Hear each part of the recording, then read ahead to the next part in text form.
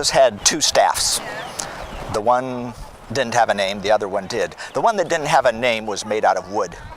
It was the herder's staff that he had learned to use as a herdsman. It's the one that he struck the Nile with, and it turned to blood. It's the one that he hit the rock with, and it became a water fountain. It's the same staff he used that he held out over the Red Sea as it parted, and the Hebrews escaped from Egypt into the desert. But he also had another staff, one that had a name. That staff was named Joshua. Joshua was his aide, his staff. Now, Joshua's name originally wasn't Joshua, it was Hosea, which means saves. But Moses gave him a new name. He said, your name's not Hosea, your name's Joshua, and that name means Yahweh saves. God saves. When they were at their 7th camp in the desert, and they're attacked by the Amalekites, Moses looks around. Who can be a general for me? He says, you, Joshua. Joshua gets the troops together. They go out the next day. They defeat the Amalekites as long as Moses was holding his staff up. The next campsite, the 8th campsite, Moses takes Joshua with him as they go to the base of Mount Sinai. And then he went up Mount Sinai. He was up there 40 days. He received the message of God about how they should live. At their 11th camp in the desert, Moses sent Yahweh saves, sent Joshua, Caleb, and 10 other spies up into this promised land, this land they were heading for, and they spied out the land. They brought back the grapes and the pomegranates. They brought back the figs, and they said, it's a wonderful land, and those people are too strong for us. We cannot do this. Only Caleb and Joshua said, yeah, we can do this. But because they were disobedient and voted not to, God punished them with 40 years of wandering in the desert, 1 year for every day they were spying out the land.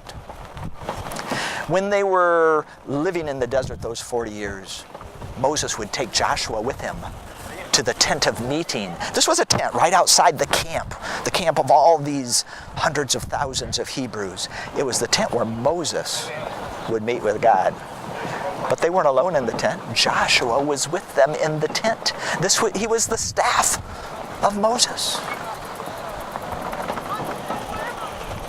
And now they're at the 38th camp.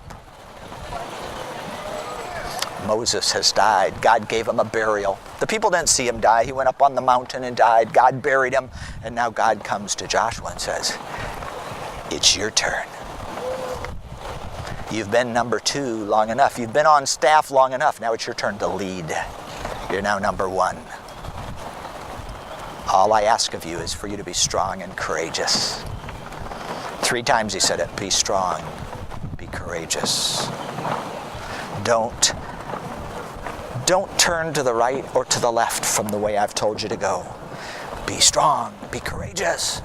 Joshua, I'm going to take you into this new land, and every place your foot steps, I'm giving that land to you. So Joshua told the people, get ready, folks. In 3 days, we're crossing. In the meantime, he sent a couple of spies across the river into the city of Jericho to scout it out. They got into Jericho, and they went to a likely place where travelers might go. It gave them a good cover story. They went to the home of a prostitute named Rahab.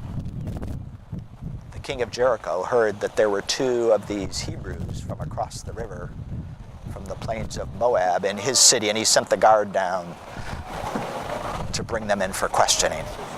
Now, I don't know if this was the first lie Rahab had ever told in her life or not, but she said, no, you know what? They're not here. They were here, sure, but they've gone. In fact, I think if you catch them, if you run fast enough down toward the river, you'll catch them. Then she shut the door and went back to where she had them hidden. She had them up on the roof of the house. Rahab said to him, our hearts have melted like wax inside us because we have heard what your God did when you crossed the Red Sea. We have heard what your God did in all the battles you've had out there in the desert. And now we can see you camped on the plains of Moab. And we know God has given you this land. So all I ask is that you save me and my family. And in return, I'll let you escape. They said, it's a deal.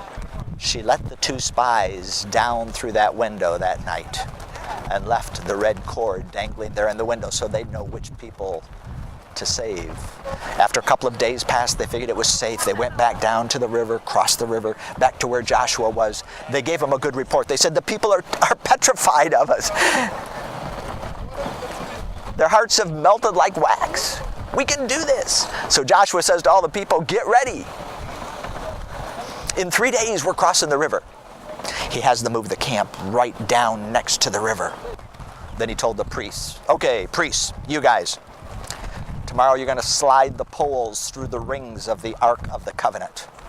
Then you're going to lift that Ark of the Covenant on your shoulders. And then you're going to march down into the river. He says, I need 1 strong man from every one of the 12 tribes. I need you to be ready. I'll tell you what for later. And then he says to the people, purify yourselves. Get cleaned up, because we're going home. You've never been there, but we're going home, folks. This land is ours. It's a gift. On the day of the crossing, they all got up, excited, and yet aware that there still was this barrier of the river. The river was at flood stage. It was harvest time, so it was not easily crossed by people, much less by this horde of animals, ox carts, all this. The priests put the ark on their shoulder. They begin walking down to the river. The instant their feet touch the water of the River Jordan, the water stops flowing. It backed up like in a heap back near a town called Adam. The priests continue. They stand in the middle of what's now the river bed because there's no water flowing. And Joshua says, move out! Hurry! But don't get too near the ark. Give it about a half mile of distance just to not draw too near the purity of God. So the people cross as fast as they can. Ox carts carrying their loads. Herdsmen driving cattle, sheep, goats, mothers carrying children. They all hurry and get across. They get to the other side. Now they're all finally on the other side. And Joshua says, where are those 12 strong guys? The 12 strong men come out. He says, go down into the riverbed.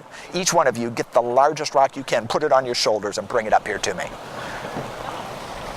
They do it. They bring up these big rocks out of the riverbed, and Joshua stacks them up in a pile. He makes a monument of these stones. He says, years from now, when your children ask you, Dad, Mom, what's that pile of stones? You'll tell them this story. You'll tell them that God loved you so much that he stopped the water of that river so we could come and live here, so we could have a home. They named that campsite Gilgal. Later they went on and they did conquer the city of Jericho. They did spare that woman named Rahab and her family. She joined and lived among the Hebrew people. She eventually married one of them, and they had a son. They named him Boaz. And then Boaz eventually had a son. They named him Jesse. And then Jesse eventually had a son. They named him David. And he became, the King David. Centuries later, David had a descendant. And they named him the same name as Joshua.